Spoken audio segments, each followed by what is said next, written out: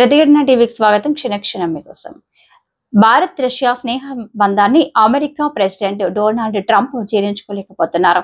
ఎంత హెచ్చరించినా భారత్ రష్యాతో friendship కొనసాగిస్తుండడాన్ని తట్టుకోలేకపోతున్న Trump ఇండియాపై వాణిజ్య సుంకాలు విధిస్తూ శునకానందం పొందుతున్నారు. రష్యా నుంచి ఆయిల్ కొనుగోలు చేస్తుందన్న నెపంతో ఇప్పటికే ఇండియాపై 50% టారిఫ్ విధించారు.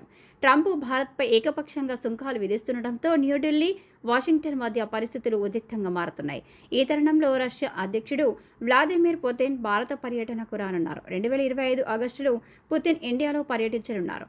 ప్రస్తుతం రష్యా పర్యటనలో జాతీయ భద్రతా సలహాదారు అజిత్ దోవల్ ఈ విషయాన్ని ధృవీకరించారు.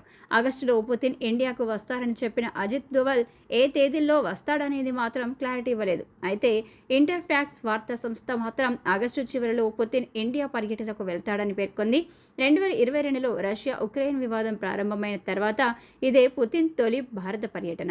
ఓవైపు రష్యాతో వాణిజ్య సంబంధాలు తెంచుకోవాలని ట్రంప్ హెచ్చరిస్తుంటే, మరోవైపు పుతిన్ భారత పర్యటనకు రావడం ప్రపంచ దేశాల్లో చర్చనీయాంశంగా మారింది. పుతిన్ భారత పర్యటనపై అమెరికా ఏ విధంగా రియాక్ట్ అవుతుందో చూడాలి మరి.